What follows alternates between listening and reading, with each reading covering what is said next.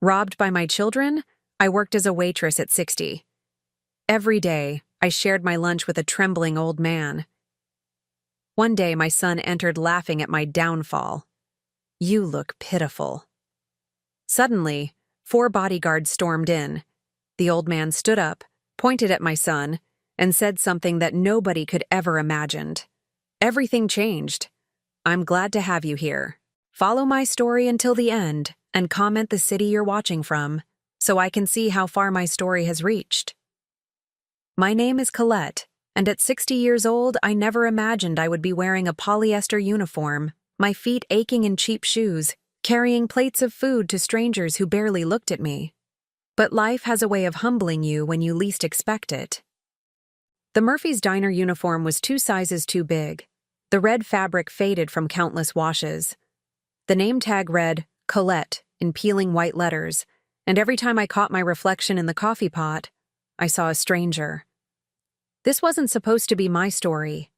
I was supposed to be enjoying retirement, maybe traveling with my late husband's pension, watching my grandchildren grow up.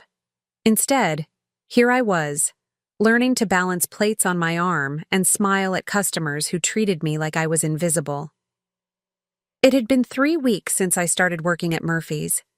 3 weeks since my world fell apart completely. The other waitresses were kind enough, especially Ruth, who had been working there for 15 years. She showed me how to carry 4 plates at once without dropping them, how to remember orders without writing everything down, and most importantly, how to keep smiling even when your feet felt like they were on fire. "You'll get used to it, honey," Ruth told me on my first day, her weathered hands adjusting my apron.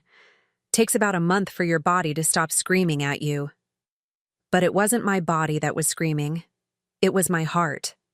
The morning rush was always the worst. Business people grabbing coffee and rushing out, construction workers wanting hearty breakfasts before their shifts, elderly couples sharing quiet conversations over pancakes. I watched them all, wondering if any of them had children who loved them, who would never dream of betraying them the way mine had. I tried not to think about Carlton and Rebecca, but they haunted every moment. My son and daughter, the children I had sacrificed everything for, the ones I had worked double shifts to put through college, the ones I had trusted with every penny I had saved over 40 years of marriage. The betrayal still felt fresh, like a wound that refused to heal. They had convinced me to sign papers, said it would help with taxes, make things easier when I got older. I was so tired then, still grieving my husband Robert's death 6 months earlier, that I barely read the documents. I trusted them. They were my children. But those papers weren't about taxes. They were about transferring my assets, my house, my savings, everything Robert and I had built together over 4 decades. By the time I realized what had happened, they had sold the house, emptied my accounts, and left me with nothing but a pile of debts they had accumulated using my credit. "Mom, we're helping you," Rebecca had said when I confronted them, her voice dripping with false concern. "You don't need all that space anyway. This will force you to downsize, live more simply." Carlton had been crueler. "You would have just wasted it anyway, Mom. At least this way the money stays in the family." Family? The word tasted bitter in my mouth now. So here I was, in a studio apartment that cost $1,200 a month, working 10-hour shifts at Murphy's Diner to pay rent and buy groceries. The apartment was tiny, with thin walls that let me hear every argument from my neighbors, and a heating system that sounded like a dying animal. But it was mine, the only thing in my life that truly belonged to me anymore. The lunch rush had started, and I was refilling coffee cups when I noticed him for the first time. An elderly man, probably in his 70s, sitting alone at the corner table by the window. He was thin, with silver hair and hands that trembled slightly as he lifted his coffee cup. His clothes were clean but worn, the kind that had seen better days. What struck me most was how he ate. Slowly, deliberately, like someone savoring every bite because he wasn't sure when the next meal would come. I recognized that carefulness, that appreciation for simple food. It was the same way I had been eating since my children left me with nothing. He ordered the cheapest thing on the menu, a cup of coffee and a piece of toast. $2.50.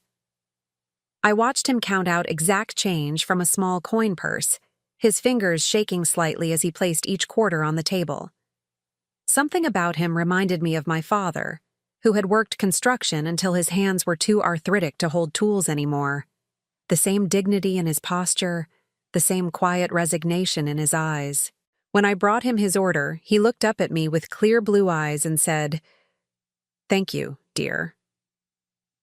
His voice was soft, educated, with just a hint of an accent I couldn't place. "You're welcome," I replied, and meant it more than I had with any customer since I started working there. Throughout the lunch rush, I found myself glancing at his table. He sat there for over an hour, making that single piece of toast and coffee last as long as possible. When he finally got up to leave, I noticed he left a $1 tip on a $2.50 bill. 40%. More than some customers left on $50 orders. That evening, as I soaked my aching feet in Epsom salt water in my tiny bathroom, I couldn't stop thinking about him. There was something in his eyes that I recognized, the look of someone who had lost everything important to them. The next day, he was there again. Same table, same order. Toast and coffee, $2.50. This time, I brought him extra butter without him asking, and he smiled at me like I had given him a gift. "That's very kind of you," he said, his voice warm despite the tremor in his hands. "We all need a little extra kindness," I replied, surprising myself with how easily the words came. He nodded slowly, like he understood exactly what I meant. Over the following days, he became a regular part of my routine. He would arrive at exactly 11:30 every morning, order the same thing, and sit at the same table. I learned that his name was Lance when I heard him give it to Ruth for a phone call. By the end of my first month at Murphy's, I had developed a strange protective feeling toward Lance. Maybe it was because he reminded me of my father, or maybe it was because I saw my own situation reflected in his careful counting of coins, his appreciation for small kindnesses. One particularly busy Thursday, I noticed Lance hadn't touched his toast. He was just sitting there staring out the window, his hands folded in his lap. Something was wrong. I walked over to his table during a brief lull in orders. "Is everything all right, Lance?" He looked up at me, and I saw something in his eyes that made my heart clench. Loss. Deep, profound loss that I knew all too well. "Just thinking about my children," he said quietly. "Sometimes I wonder if they think about me at all." The words hit me like a physical blow. Here was someone else whose children had abandoned them, someone else carrying the weight of love that wasn't returned. Without thinking, I slid into the seat across from him. I knew Ruth would scold me for sitting with customers during my shift, but I couldn't help myself. "I understand," I said softly. "More than you might think." Lance studied my face for a long moment, and I had the strangest feeling that he was seeing more than just a tired waitress in a faded uniform. "Do you have children?" he asked. "Two. A son and a daughter." I touched the photo in my apron pocket, the one I couldn't bring myself to throw away even though looking at it broke my heart every time. They've made their choices." Lance nodded slowly. "It's a special kind of pain, isn't it? When the people you love most in the world decide you're not worth their time." Tears pricked at my eyes, but I blinked them back. I couldn't cry at work, couldn't let customers see how broken I really was. "I should get back to work," I said, starting to stand. "Wait," Lance said, his voice urgent despite its softness. Would you mind if I bought you lunch? When your shift ends? I mean, if you don't have other plans." I looked at this trembling old man who probably had even less money than I did, offering to buy me a meal he could barely afford himself. Something warm spread through my chest, the first genuine warmth I had felt in months. "I would like that," I said. "But I'll buy. I get an employee discount." Lance smiled, and for a moment the sadness in his eyes lifted. "That's very kind of you, Colette. Very kind indeed. As I walked back to the counter to check on my other tables, I felt something I hadn't experienced since my children's betrayal. Hope. Maybe I was alone in the world. Maybe my own children had thrown me away like garbage. But perhaps there was still kindness to be found in unexpected places. I had no idea that this trembling old man would soon change everything about my life, or that the kindness I was showing him was being watched and measured by eyes far sharper than they appeared to be.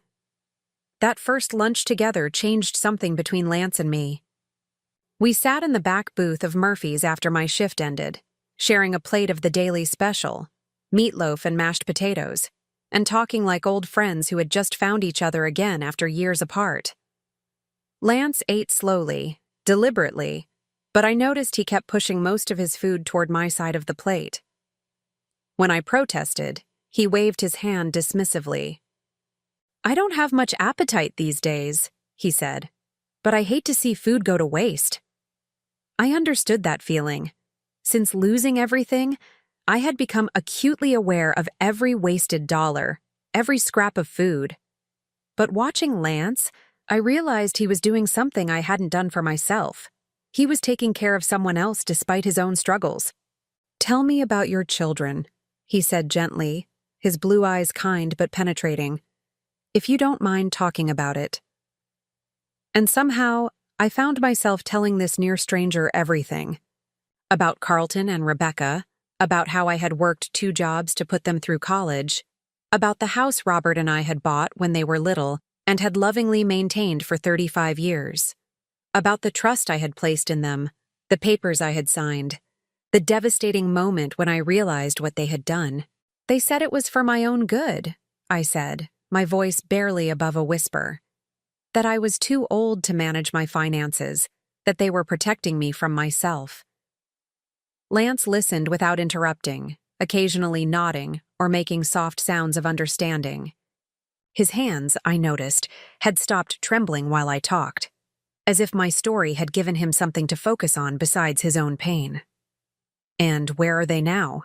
he asked when I finished. "Carlton lives in my old house with his wife and their 2 children. My grandchildren. I haven't seen them since." I swallowed hard. "Rebecca moved to California. She sends me a Christmas card every year with a photo of her family, like that makes everything okay." "Do they know you're working here?" "Carlton knows. He drove by the diner a few weeks ago and saw me through the window. He didn't come in." Lance was quiet for a long moment, his fingers drumming silently on the table. When he looked up, there was something different in his expression, a hardness that hadn't been there before. "People reveal their true character when they think no one important is watching," he said softly. "Your son made a choice that day when he drove by and didn't come in." The way he said it sent a small chill down my spine, though I couldn't say why. After that first lunch, Lance and I fell into a routine. Every day he would come in at 11:30, order his toast and coffee, and we would chat when I had breaks between customers. At the end of my shift, we would share whatever the daily special was, splitting the cost and the food equally. I began to look forward to those conversations more than anything else in my day. Lance was educated, well-spoken, and had traveled extensively in his younger years.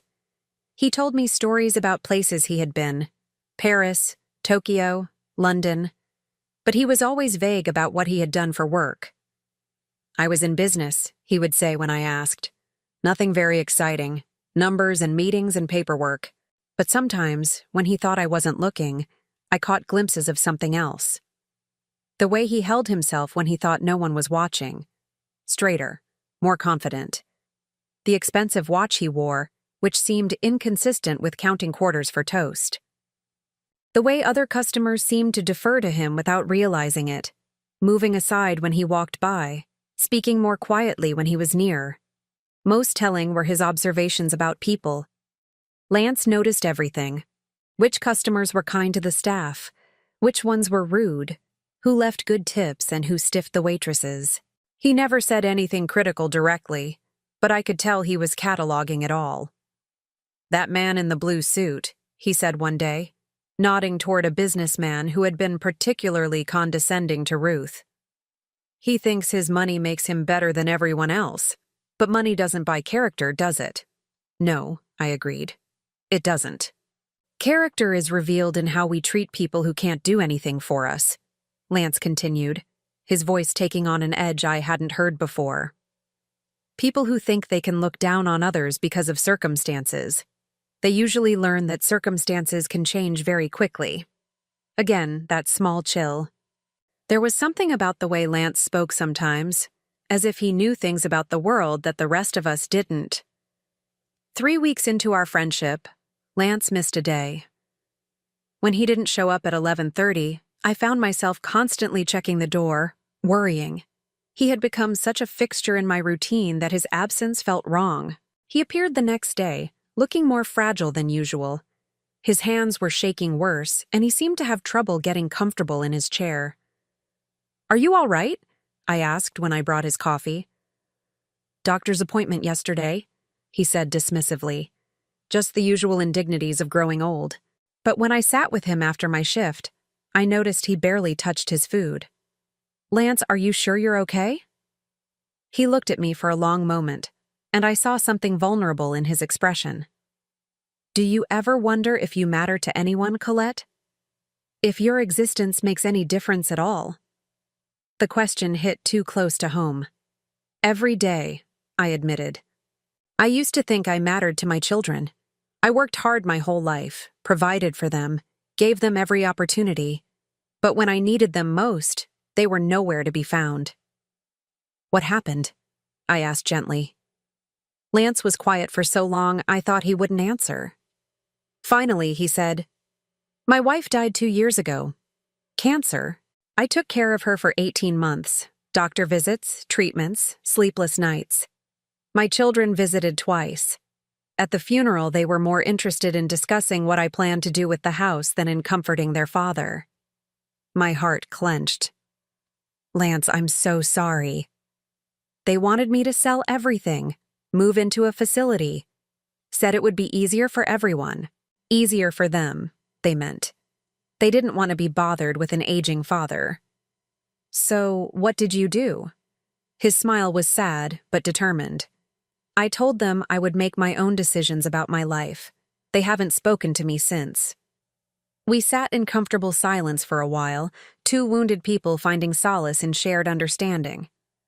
"You matter to me," I said suddenly, surprising myself with the intensity of my voice.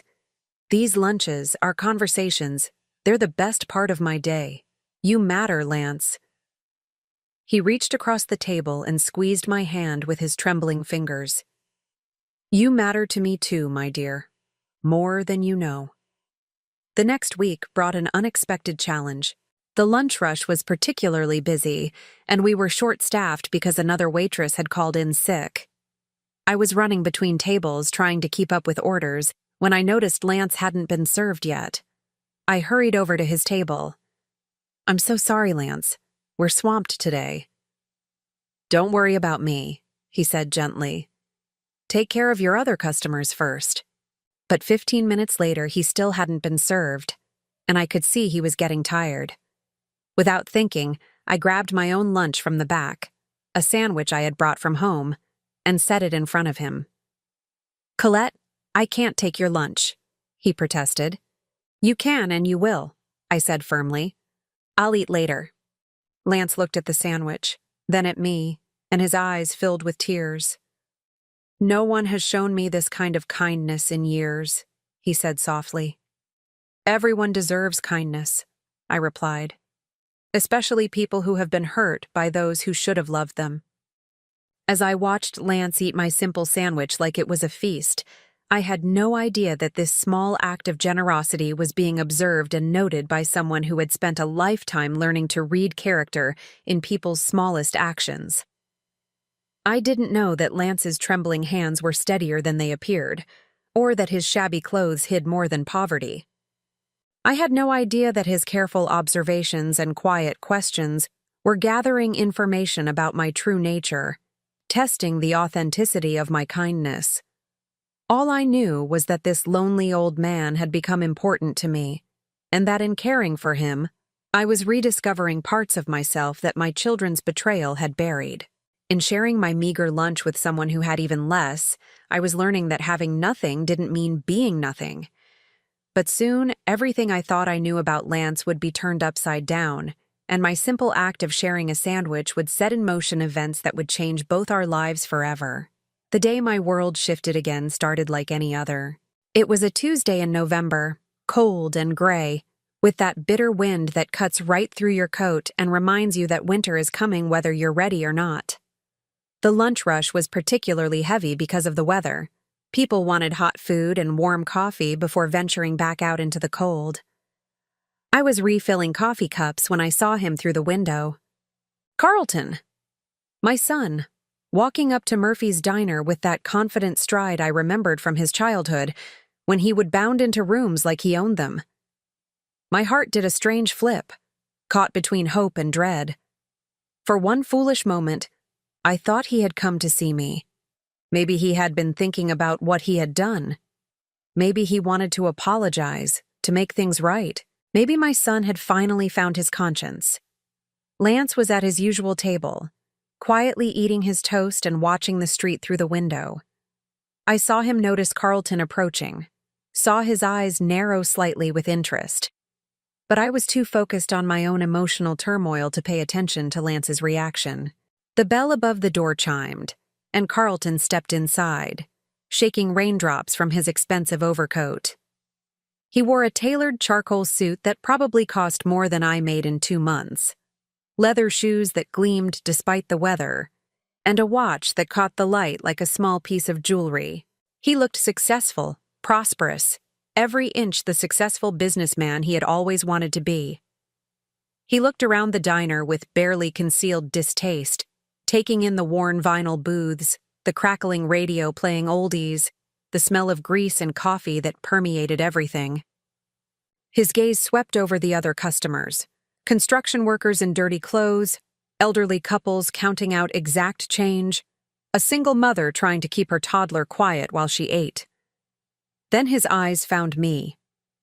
I was standing by the coffee machine, my polyester uniform wrinkled from the busy lunch rush, my hair escaping from its ponytail, holding a pot of coffee with hands that suddenly couldn't stop shaking. For a moment, neither of us moved. I waited for recognition, for some sign of warmth or regret in his face. Instead, Carlton smiled. But it wasn't the warm smile I remembered from his childhood. It was cold, calculating, amused. He walked over to where I stood, his expensive shoes clicking against the worn linoleum floor. The diner had grown quieter, conversations dropping to whispers as people sensed some kind of drama unfolding. Well, Carlton said, his voice carrying clearly through the suddenly quiet restaurant. Look what we have here. Carlton, I whispered, my voice barely audible.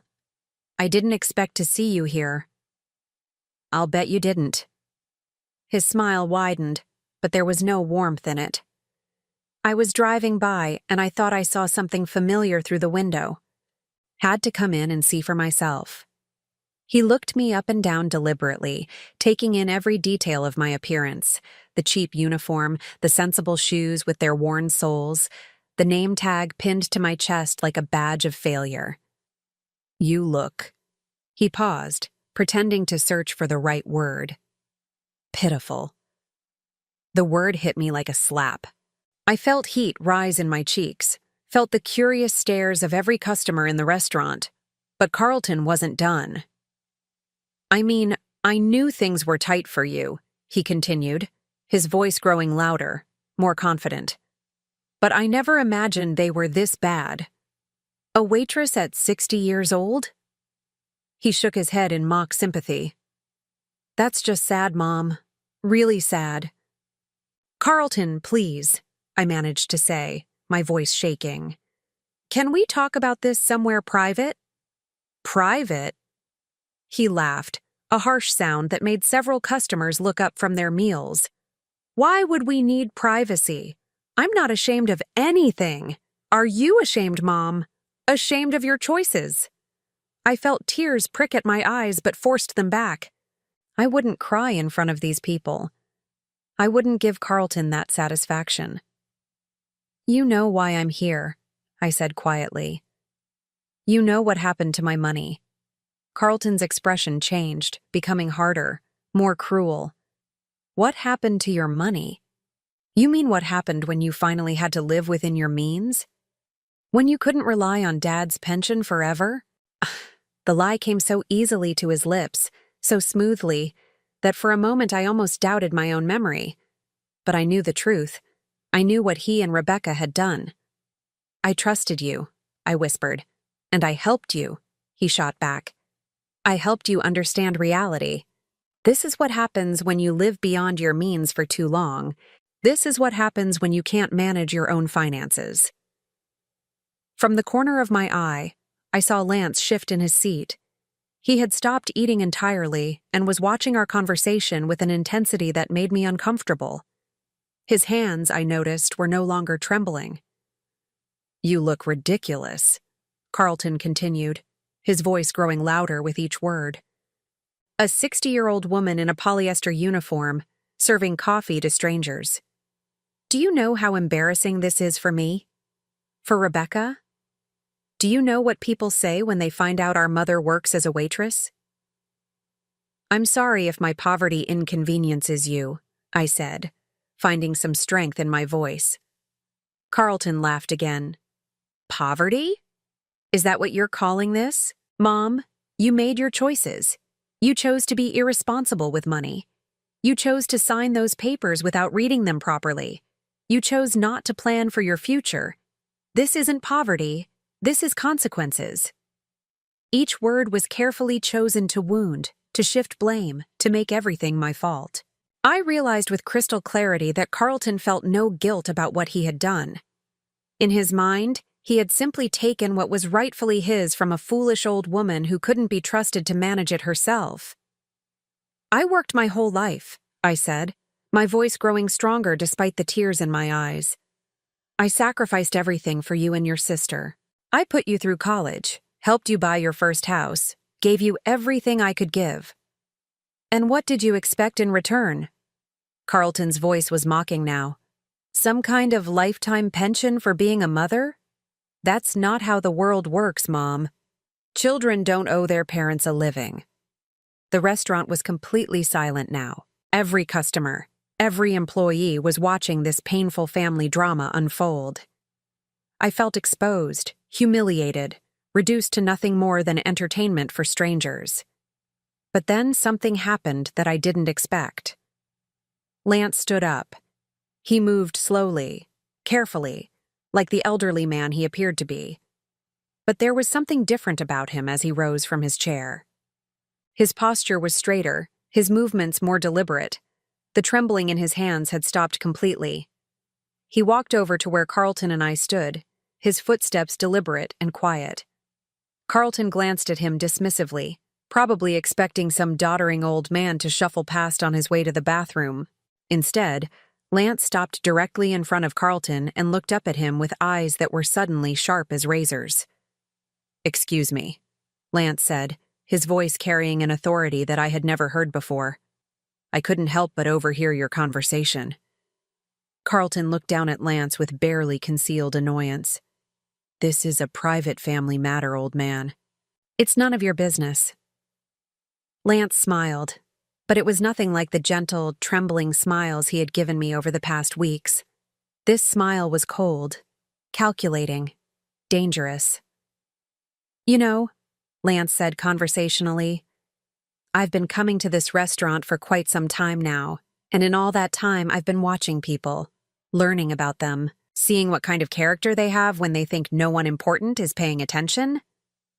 Carlton frowned, clearly confused by this strange turn in the conversation. Look, I don't know who you are, but your mother, Lance continued, as if Carlton hadn't spoken, has shown me more genuine kindness than I've received from anyone in years. She shares her food with me when I can't afford a full meal. She listens to my stories about my late wife. She treats me with dignity and respect, even though she has every reason to be bitter about her own circumstances. Carlton's frown deepened. That's nice, I suppose. but this really isn't any of your concern. Lance took a step closer to Carlton, and something in his demeanor made my son instinctively step back. On the other hand, Lance said, his voice dropping to a near whisper that somehow carried to every corner of the now silent restaurant, you just publicly humiliated the woman who gave birth to you, the woman who sacrificed her entire adult life to give you opportunities. You stood here, in front of strangers, and mocked her for working an honest job to survive. Carlton's face was beginning to flush red. Now, wait just a minute. I wonder, Lance continued, his eyes never leaving Carlton's face. What kind of man does such a thing? What kind of character reveals itself in that behavior? The temperature in the restaurant seemed to drop 10 degrees. Every customer was leaning forward in their seats, sensing that something significant was happening, though they couldn't quite understand what. Carlton straightened his shoulders, trying to reassert his authority. I don't know who you think you are, but you're completely out of line. This is between me and my mother. Lance nodded slowly, as if considering this. Then he reached into his jacket pocket and pulled out his cell phone. It was expensive, sleek, the kind of device that cost more than most people made in a month. You're absolutely right, Lance said calmly. This is between you and your mother. But I think you should know something before you continue. He pressed a number on his phone's speed dial, then held it to his ear. When someone answered, his voice became crisp, businesslike, completely different from the trembling uncertainty I was used to hearing. Marcus, it's Lance. Yes, I need you to run a background check on someone for me. Carlton. He looked at my son expectantly. Carlton Matthews, my son said automatically, then immediately looked like he regretted giving his name. Carlton Matthews, Lance repeated into the phone. I want to know everything. Where he works, who he knows, what business connections he has. Everything. He paused, listening. Yes, immediately. And Marcus? This is priority 1. He ended the call and slipped the phone back into his pocket. The entire restaurant was so quiet you could hear the coffee pot gurgling on its burner. Carlton had gone pale. Who? Who are you? Lance looked at him for a long moment, then smiled that cold, dangerous smile again. Someone who believes very strongly in consequences, he said softly. Someone who has spent his entire life learning that character matters, and someone who has just discovered what kind of character you really have. He turned to me, and suddenly his expression was gentle again, though his eyes remained sharp. Colette, my dear, he said, his voice warm despite everything that had just happened. Would you mind if we finished this conversation tomorrow? I think your son and I might have some things to discuss. I nodded numbly, still trying to process what I had just witnessed. This wasn't the trembling, uncertain old man I had been sharing lunches with. This was someone else entirely. As Lance walked past Carlton toward the door, he paused and spoke quietly, but his words carried clearly through the silent restaurant. You should have come in that day when you drove by and saw your mother working here, he said. You should have shown her the respect she deserved, but you didn't. You made a choice, Carlton. And now you're going to live with the consequences of that choice. The bell chimed as Lance left the restaurant, and suddenly everyone was talking at once. But I barely heard the voices around me. I was staring at my son's pale, frightened face, wondering who Lance really was and what he meant by consequences. Carlton looked at me with something like panic in his eyes. Mom, who is that man? How do you know him? For the first time in months, I felt something that might have been hope stirring in my chest. I thought he was just a lonely old man, I said softly. But I think I might have been wrong about that. I couldn't sleep that night. I kept replaying the scene at the diner over and over in my mind, trying to understand what had happened.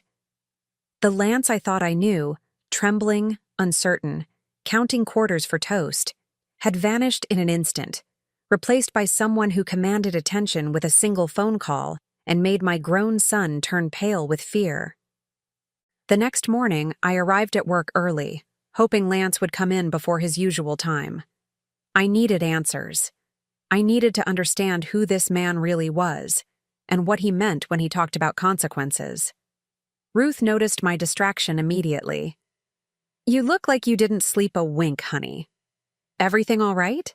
"Oh, fine," I said, though my voice sounded strained even to my own ears. "Just tired." But I wasn't fine. My hands shook as I refilled salt shakers and wiped down tables. Every time the bell over the door chimed, I looked up expecting to see Lance, or Carlton, or someone else who might help me make sense of what had happened. At 11:15, the door opened and Lance walked in. He looked exactly like the frail old man I had befriended weeks ago. Slightly stooped shoulders, careful steps, hands that trembled as he hung his worn coat on the hook by his table. But now I knew it was an act, and once you know something is performance, you can't unsee it. He sat at his usual table and waited. Our eyes met across the restaurant, and he gave me that same gentle smile he had offered every day since we met. But now I could see the intelligence behind it, the careful assessment that I had mistaken for simple kindness. I walked over to his table, my heart pounding. "Your usual?" I asked, my voice barely steady. "Actually," Lance said, his voice back to the soft, uncertain tone I was used to, "I think today I'd like something different. Could I have the breakfast special? And coffee, of course." The breakfast special cost $12.50, more than 5 times his usual order. "Of course," I managed to say. When I brought his food 15 minutes later, Lance gestured to the seat across from him. "Would you mind sitting with me for a moment, my dear? I think we need to talk." I glanced around the restaurant. The morning rush was over, and we only had a few customers. Ruth caught my eye and nodded. She could handle things for a few minutes. I sat down across from Lance, my hands folded tightly in my lap. "Who are you?" I asked without preamble. Lance smiled, and this time it was neither the trembling uncertainty I was used to, nor the cold calculation from yesterday. It was something warmer, more genuine than either. "My name really is Lance," he said. "Lance Morrison.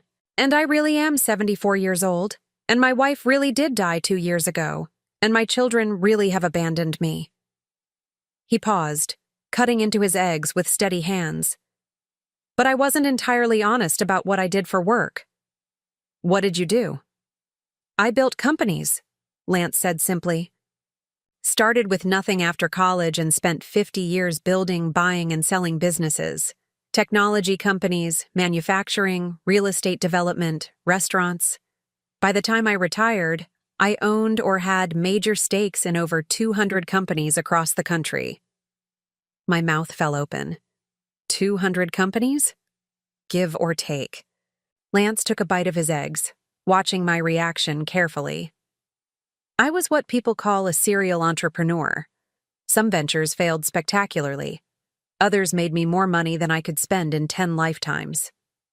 But," I struggled to process this information, "but you count quarters for toast. You can barely afford coffee."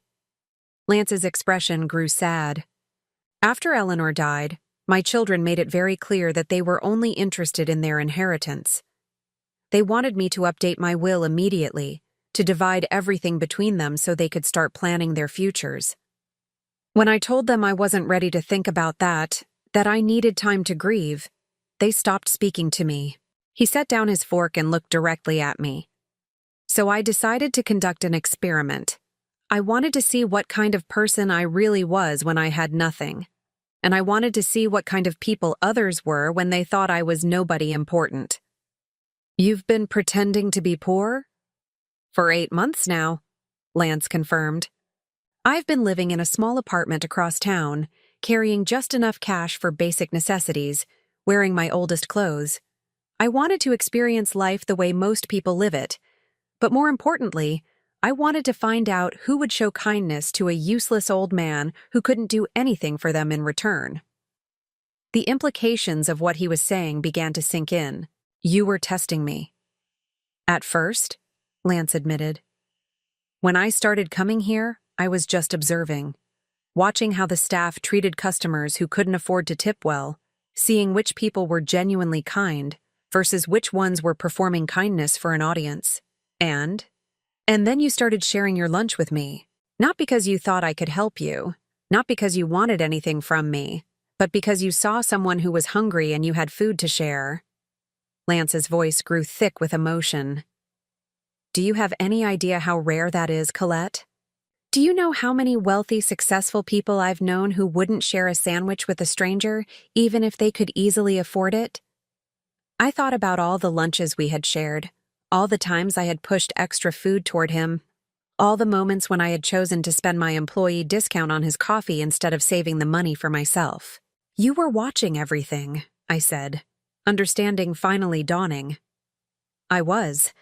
And what I saw was a woman who had been betrayed by her own children, left with nothing, forced to start over at 60 years old, and still had enough compassion to care for someone else who seemed to have even less. Lance reached into his jacket and pulled out that expensive phone again. This time, I noticed details I had missed before. The platinum case, the custom leather holder, the way it looked like it had been designed specifically for him. Yesterday, after your son left, I made some calls, he said, scrolling through the device. I wanted to know exactly what kind of man Carlton Matthews is when he thinks no one important is watching. My stomach clenched. What did you find? Your son works for Henderson and Associates, a mid-sized consulting firm downtown. He makes good money, around $85,000 a year, but he lives well beyond his means. The house he lives in, your old house, is mortgaged to the hilt. He has significant credit card debt, 2 car payments, and he's been passed over for promotion twice in the past year. Each fact hit me like a small punch to the stomach. My son, who had seemed so successful, so confident, was struggling financially despite taking everything I had. But here's the interesting part, Lance continued, his voice growing harder. He's been telling people at work that he's expecting a significant inheritance soon. He's already started spending money he doesn't have, based on assets he believes he'll inherit from his wealthy father-in-law. His father-in-law? His wife's father owns a small chain of hardware stores, moderately successful but nothing extraordinary. The inheritance Carlton is counting on amounts to maybe $200,000, to be split between 3 children. Lance's smile was grim. Hardly enough to support the lifestyle he's been promising his wife and children. I felt sick. He took my money because he needed it.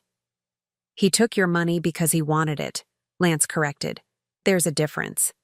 He convinced himself that you didn't need it as much as he did, that he was somehow entitled to it because he was your son. Lance put his phone away and looked at me intently. Colette, what would you say if I told you I could get your money back? The question hit me like a bolt of lightning. What? I said, what if I could get your money back? Your house, your savings, everything Carlton and Rebecca took from you. What would you say? I stared at him, afraid to hope. I would say that's impossible. They had legal documents. I signed papers. Papers can be challenged, especially when they were signed by someone who is grieving and not properly advised of their rights, and particularly when the people who benefited from those papers committed what could be construed as elder abuse. Lance leaned forward, his eyes intense. But I'm not talking about legal action, Colette. I'm talking about something much more direct. I don't understand. Remember what I told you about owning 200 companies? Well, one of those companies happens to hold the mortgage on your son's house. Another one owns the consulting firm where Carlton works. A third one provides the financing for his car loans. The room seemed to tilt around me. You own Henderson and Associates? Controlling interest, yes. Bought it 3 years ago when the original owner wanted to retire. Lance's smile was sharp now, predatory. Carlton doesn't know it yet, but his job security depends entirely on how generous I'm feeling today. I couldn't speak. The implications were staggering. Here's what's going to happen, Lance said, his voice calm and businesslike. Carlton is going to receive a phone call this afternoon. He's going to be told that his position at Henderson and Associates is being eliminated due to restructuring. He'll also be informed that his mortgage has been called in for immediate payment due to some technical violations in his paperwork. Lance, you can't— I'm not finished, he said gently. He'll also discover that his car loans have been transferred to a new company with much stricter payment terms. By the end of this week, your son is going to be facing financial pressures that will make his current debt problems look like pocket change. I felt dizzy. You're going to destroy him. I'm going to give him a choice, Lance corrected. He can return every penny he took from you, with interest, and I'll reverse all of these decisions. His job will be reinstated, his loans will return to their original terms, and his mortgage will be renegotiated. Or he can continue to believe that actions don't have consequences. Lance reached across the table and took my trembling hands in his steady ones. But more importantly, I'm going to give you a choice too. What kind of choice?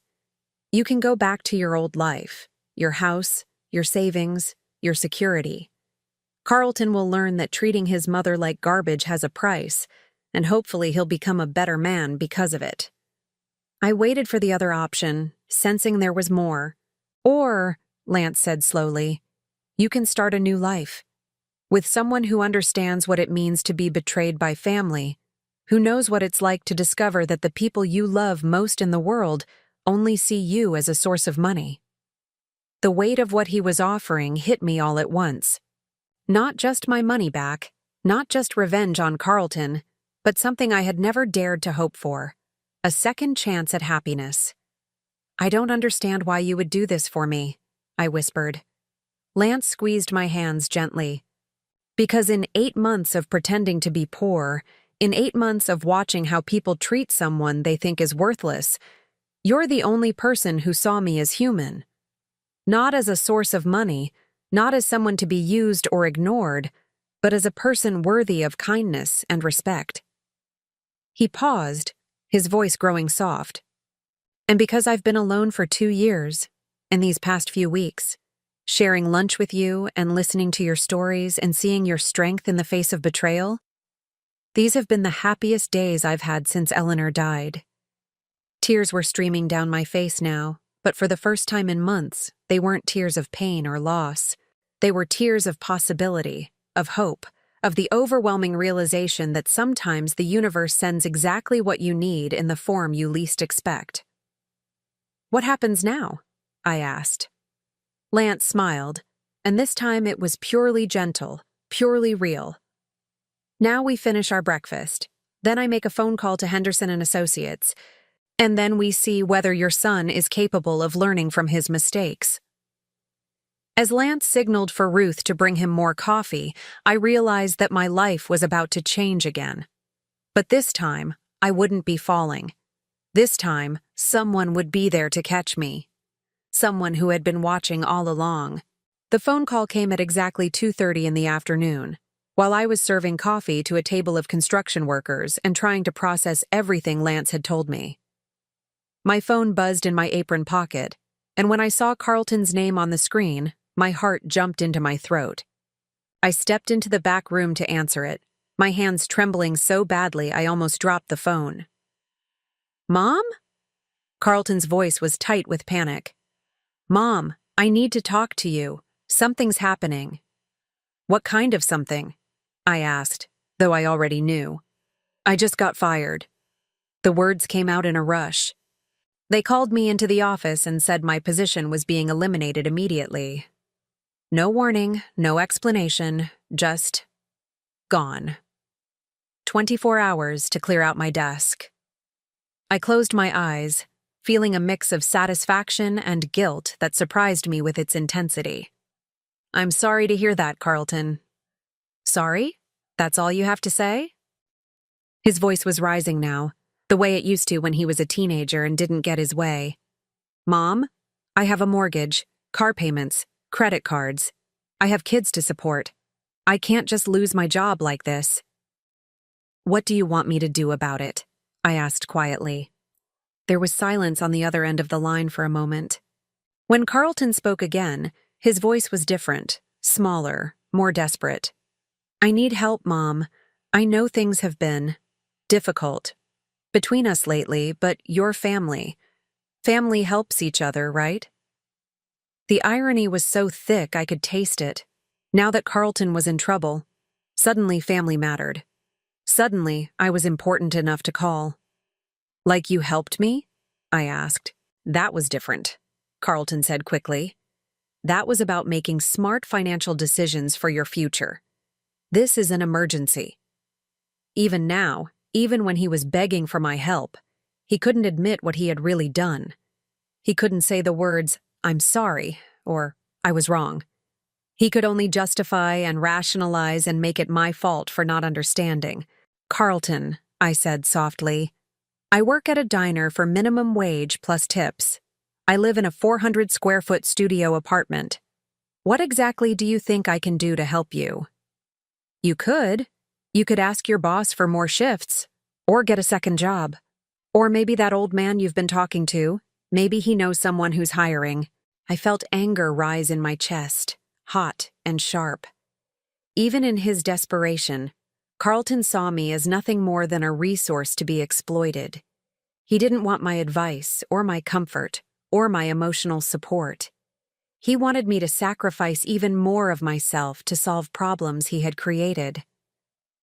"The old man I've been talking to?" I repeated slowly. "Yeah, you mentioned him before. Lance something. Maybe he has connections." I almost laughed.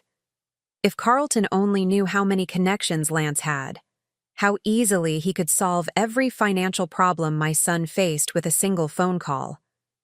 But that wasn't going to happen, not until Carlton learned some fundamental truths about respect and consequences. "I'll think about it," I said. "Mom, please. I'm really scared here. The mortgage payment is due in 2 weeks, and without my job." "You'll figure something out," I said, echoing the same dismissive tone he had used with me when he left me with nothing. "You're a smart man, Carlton. I'm sure you'll think of something." I hung up before he could respond. 20 minutes later, Lance appeared at his usual table. He moved with his familiar careful steps, but I could see the difference now.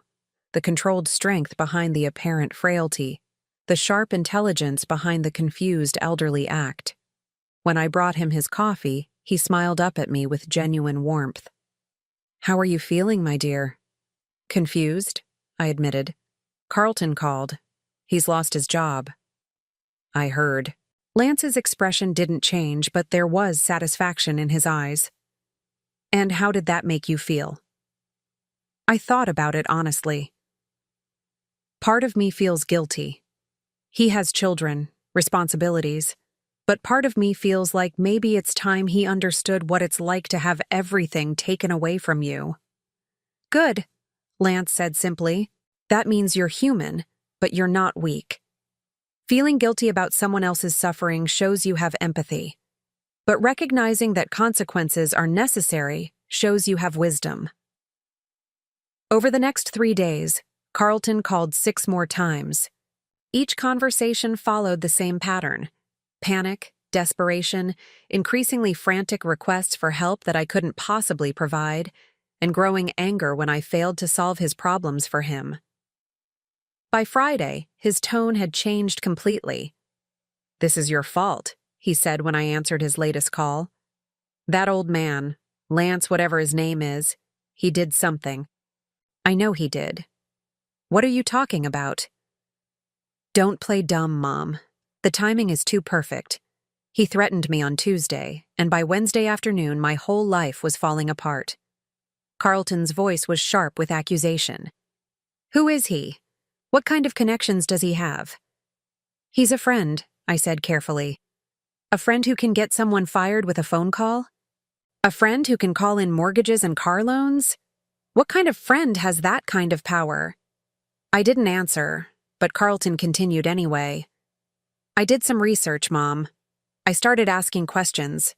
Do you know what I found out?" My heart was pounding, but I kept my voice steady. "What did you find out?" "Lance Morrison, 74 years old. Net worth estimated at somewhere between $500 million and $800 million. Owner or major stakeholder in dozens of companies, including the one that just fired me. Carlton's voice dropped to a whisper. You've been having lunch with one of the richest men in the state, and somehow you convinced him to destroy my life. I didn't convince him to do anything, I said truthfully. Lance makes his own decisions. So you admit it. You admit you knew who he was. I found out the same day you did, I said, when he stood up to you in the restaurant. Before that, I thought he was just a lonely old man who needed a friend. Carlton was quiet for a long moment. When he spoke again, his voice was different. Not angry, not panicked, but calculating. What does he want? Carlton asked. Men like that don't destroy people's lives for no reason. What does he want from me? I looked across the restaurant where Lance was sitting at his usual table, reading a newspaper and drinking coffee like he didn't have a care in the world. But I knew he could hear every word of this conversation, knew he was waiting to see what I would say. I think you should ask him yourself, I said. What? He comes to Murphy's Diner every day at 11:30, table by the window. If you want to know what he wants, come ask him. Carlton was silent for almost a full minute. Finally, he said, Will you be there when I talk to him? For the first time in our conversation, my son sounded like the little boy he used to be, scared, uncertain, looking to his mother for protection. It broke my heart and filled me with hope at the same time. Do you want me to be there? I asked gently. Yes, Carlton whispered. Please. Saturday morning, Carlton walked into Murphy's Diner at exactly 11:45. He looked terrible, unshaven, wearing a wrinkled shirt and jeans instead of his usual expensive suit, dark circles under his eyes that spoke of sleepless nights. Lance was already at his table working on his usual toast and coffee. He looked up when Carlton approached, his expression neutral. Mr. Morrison? Carlton's voice was hoarse. Could I sit down? Lance gestured to the empty chair across from him. Of course. I was refilling salt shakers at a nearby table, close enough to hear their conversation, but trying to look like I wasn't listening. Carlton sat down heavily, his hands shaking as he folded them on the table. I know what you did, he said without preamble. Do you? Lance's voice was mild, conversational. What exactly do you think I did? You got me fired. You called in my loans. You're trying to destroy my life because of what happened with my mother. Lance took a sip of his coffee, considering. That's an interesting theory. Tell me, Carlton, do you think your life is being destroyed? I lost my job. I'm about to lose my house. My credit is ruined. If that's not destruction, what is? Consequences, Lance said simply. There's a difference. Carlton's face flushed red. Consequences for what? For telling my mother the truth? For helping her understand reality? Lance set down his coffee cup with deliberate care. Let me tell you what I see when I look at you, Carlton. I see a man who stole everything from his widowed mother and convinced himself it was for her own good. I see someone who publicly humiliated a woman who sacrificed her entire adult life for his benefit. I see a person who feels entitled to wealth he didn't earn and respect he hasn't shown to others. Carlton opened his mouth to protest, but Lance held up a hand. But more than that, Lance continued, I see someone who has never faced real consequences for his actions. Someone who has always been bailed out, always been protected from the results of his choices. What do you want from me? Carlton asked, his voice barely above a whisper. Lance leaned forward slightly. I want you to understand something that your mother understood when she was your age, that life is not fair, that sometimes you lose everything through no fault of your own, and that the measure of a person is how they treat others when they have nothing left to lose. He paused, glancing over at me. Your mother lost everything because she trusted you, but instead of becoming bitter or cruel, she chose to share her lunch with a stranger who appeared to have even less than she did. That's character, Carlton. That's the kind of person she is. Carlton followed Lance's gaze to where I stood, and for a moment I saw something in his eyes that might have been understanding. "What happens now?" Carlton asked. Lance smiled, but it wasn't the cold, calculating expression he had worn in our previous encounter. It was something warmer, more hopeful. "Now you have a choice to make," Lance said. "You can continue believing that the world owes you something, that your mother's sacrifice was meaningless, that respect is something you deserve rather than something you earn." He reached into his jacket and pulled out a piece of paper, which he placed on the table between them. "Or," Lance continued, "you can sign this document returning every penny you took from your mother, with interest, and spend the next year learning what it means to earn your way back into her life." Carlton stared at the paper without touching it. "And if I sign this? Your job will be restored on Monday morning. Your loans will return to their original terms. You'll have a second chance to be the son your mother deserves." Carlton looked up at Lance, then over at me, then back at the paper. "And if I don't sign it?" Lance's expression hardened. "Then you'll discover that I have a very long memory and a very short tolerance for people who abuse those weaker than themselves." The restaurant was completely silent, except for the soft hum of conversation from other tables and the distant clatter of dishes from the kitchen.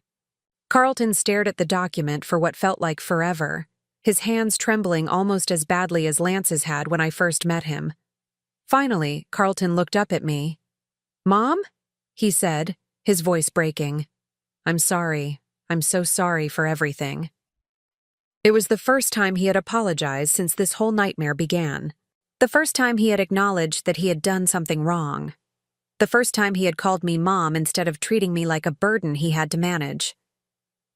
I walked over to the table and sat down beside Lance, facing my son across the small space.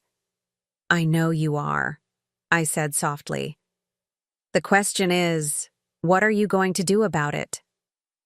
Carlton picked up the pen Lance had placed beside the document and, with hands that shook with emotion rather than fear, signed his name at the bottom. For the first time in months, I felt like maybe I had my son back. 6 months later, I stood in the kitchen of Lance's home, watching him attempt to make pancakes from scratch. His hands, which I now knew had never truly trembled from age or infirmity, were surprisingly clumsy when it came to domestic tasks. "I think you're supposed to mix the batter until it's smooth," I observed, trying not to laugh as he frowned at the lumpy mixture in the bowl. "I've built companies worth millions of dollars," Lance muttered, attacking the batter with renewed vigor. "Surely I can master breakfast food." "Different skill set," I said gently, taking the whisk from his hands. "Let me show you." The house was beautiful, but not ostentatious. A comfortable Victorian in a quiet neighborhood, with large windows that let in plenty of light and built-in bookshelves filled with well-worn volumes. It felt like a home where people lived and laughed and shared meals, not like the sterile mansion I had once shared with my children. Lance had asked me to move in 3 months ago, not as a romantic gesture, but as something deeper. A recognition that we had found in each other the family we had both lost. He had his own wing of the house, I had mine, and we shared the common spaces like the old friends we had become. "How did the call with Carlton go yesterday?" Lance asked as I rescued his pancake batter. "Better," I said honestly. "He's doing well at his job. He and Sarah are going to counseling together, and he asked if I wanted to have lunch with him next week." It had been a slow process, rebuilding my relationship with Carlton. The legal documents Lance had prepared had returned every penny of my money, plus interest, but healing the emotional wounds had taken much longer.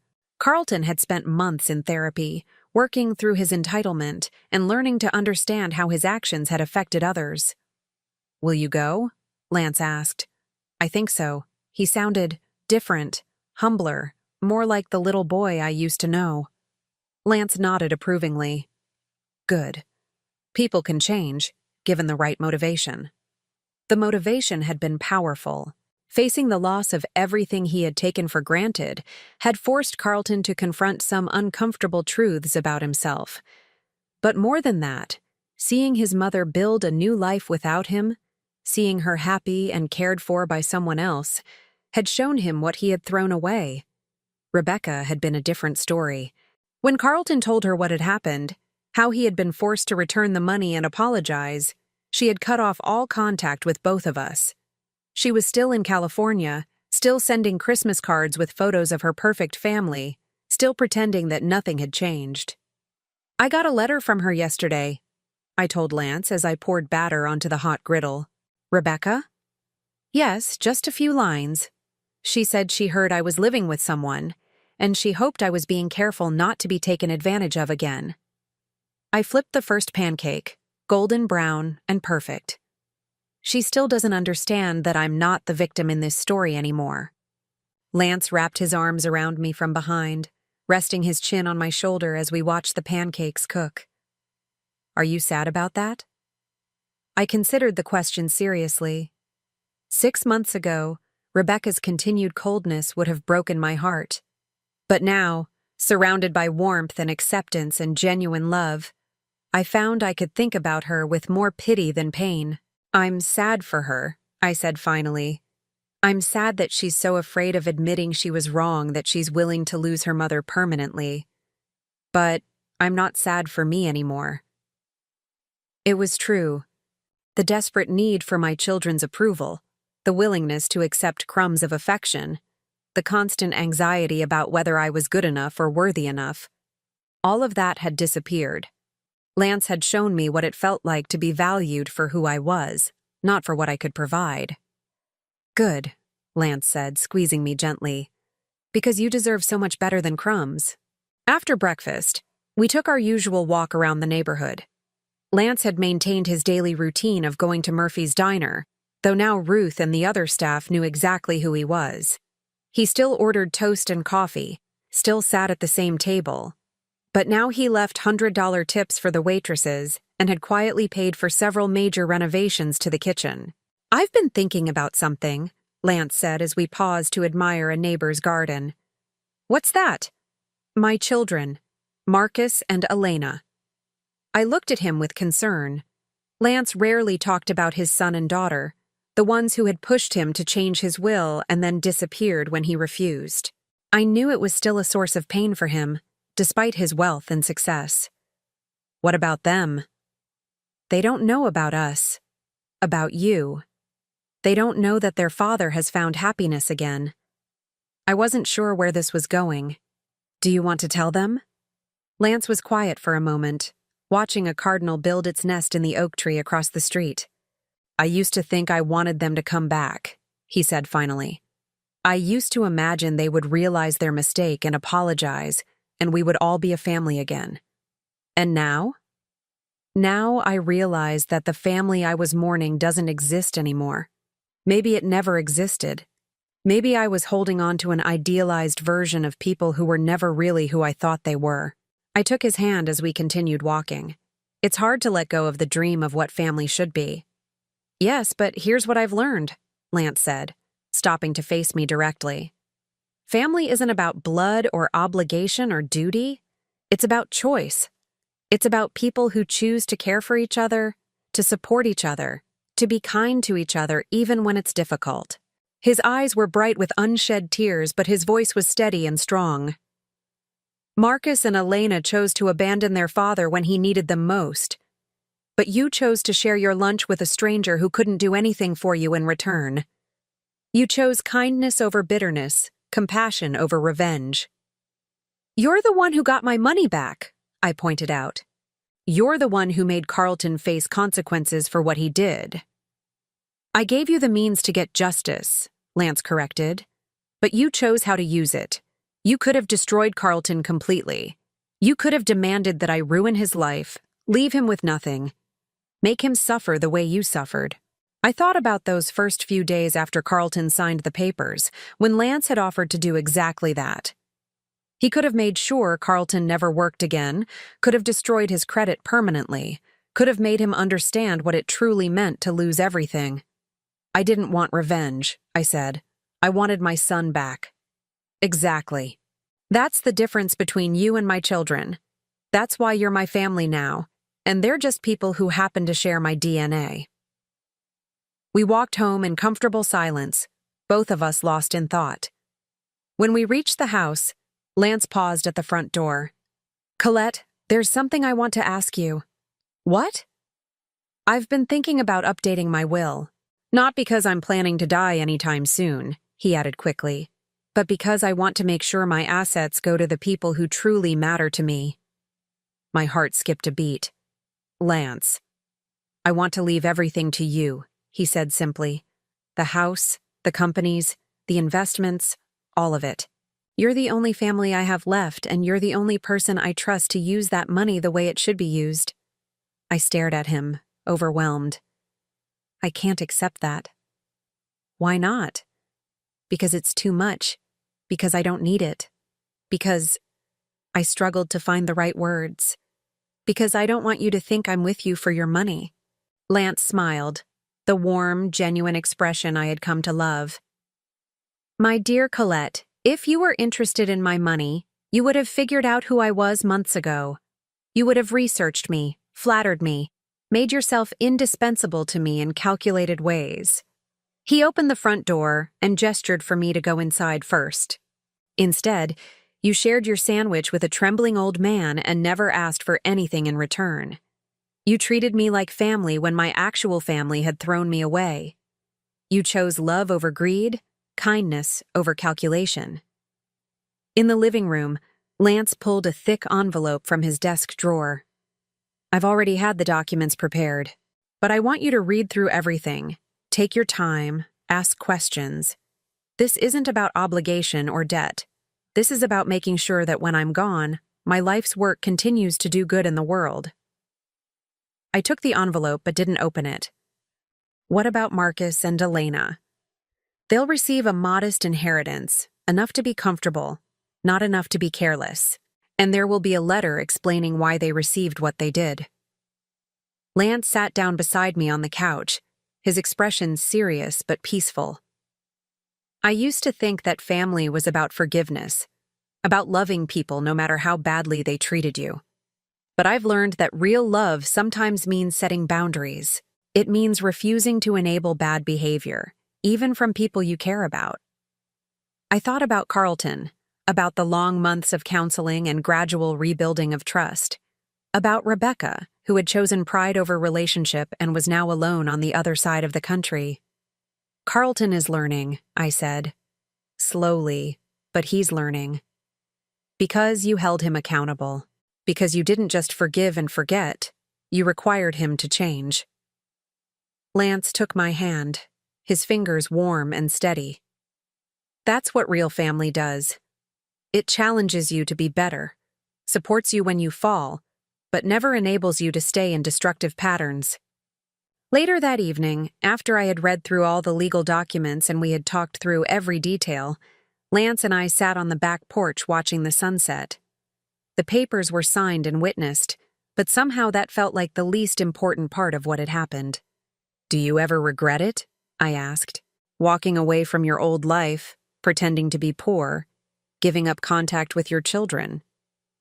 Lance considered the question carefully. "I regret that my children and I couldn't find a way to love each other better. I regret that they felt entitled to my money before I was dead, and I regret that I couldn't teach them the values that would have made them worthy of inheriting it." He paused, watching a pair of robins chase each other across the yard. "But I don't regret the experiment that led me to you. I don't regret learning that kindness exists in unexpected places, or discovering that family can be chosen rather than just endured." My phone buzzed with a text message. Carlton's name appeared on the screen. "Mom, I know I don't say this enough, but I love you. Thank you for not giving up on me. See you for lunch on Tuesday." I showed the message to Lance, who smiled with genuine happiness. "See?" he said. "Real change is possible when people are willing to do the work." As the last light faded from the sky, I leaned against Lance's shoulder and thought about the journey that had brought us here. A year ago, I had been broken, betrayed, convinced that I was worthless. Now, I was sitting in a beautiful home with a man who valued me not for what I could give him, but for who I was. Lance? I said softly. Yes? Thank you for pretending to be poor. Thank you for letting me take care of you when I thought you needed it. Lance chuckled. Thank you for taking care of me when I actually did need it, just not in the way either of us expected. The house around us was quiet and peaceful, filled with the comfortable sounds of two people who had found their way home to each other. Tomorrow, I would have lunch with my son and continue the slow work of rebuilding that relationship. Rebecca might call someday, or she might not. Marcus and Elena would receive their inheritance and their letter, and they would make their own choices about what to do with both. But tonight, I was exactly where I belonged, with the family I had chosen, and who had chosen me in return. In the end, that was worth more than all the money in the world. Now I'm curious about you who listened to my story. What would you do if you were in my place? Have you ever been through something similar? Comment below. And meanwhile, I'm leaving on the final screen 2 other stories that are channel favorites, and they will definitely surprise you. Thank you for watching until here.